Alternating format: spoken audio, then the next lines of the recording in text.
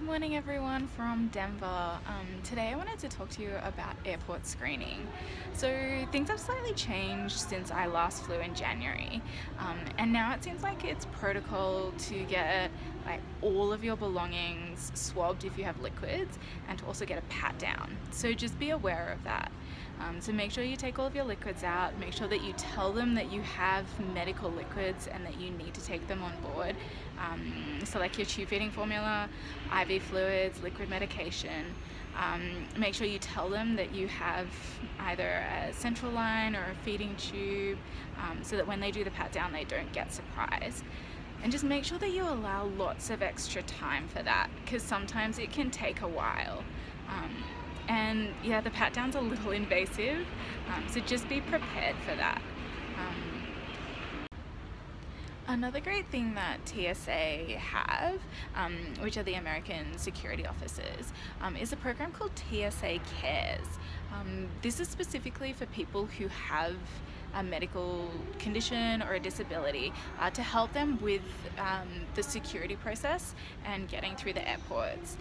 So if you are nervous about getting through security, or you have a lot of assistive devices that you need, or a lot of liquids, or you just have any questions, you can call them, and they can help you out with everything.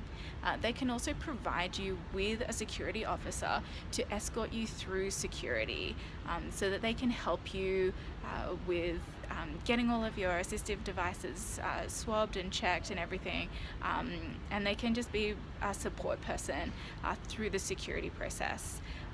I haven't utilized them yet. I was going to for this trip, but because I've been flying quite a bit, I feel okay about going through security by myself. But if it was my first time flying with all my liquids, then I would definitely be utilizing them. So yeah, it's a great service, and you should use it if you need. So while it isn't required, having a doctor's letter with you that outlines all the medical equipment that you need to take on board is a really, really good idea. So I have a letter that says I need to take a certain amount of medically necessary liquid, as well as things like syringes and sharps. I have only ever had to show my letter once, but they wouldn't let me through security with my liquids without showing the letter. So yeah, it's not required, but it's a really, really good idea to have, because otherwise they might take your liquids away from you. So just make sure that it is really clear about exactly what you need to take on board. It outlines all of your liquid medications, tube feeds, IV formula, IV fluids, and all of that, and you should be okay. Also, you can be standing in line for quite a while when it comes to screening and checking in bags. So if you do have trouble standing for a long period of time, make sure you let them know that, or book a wheelchair. I've used one in the past and it's been really, really helpful. So if you do have trouble standing in line or walking long distances, because some airports are huge, then utilize the wheelchairs that the airlines provide. Just make sure that you let them know when you book your ticket that you need a wheelchair, and they're more than happy to provide it for you.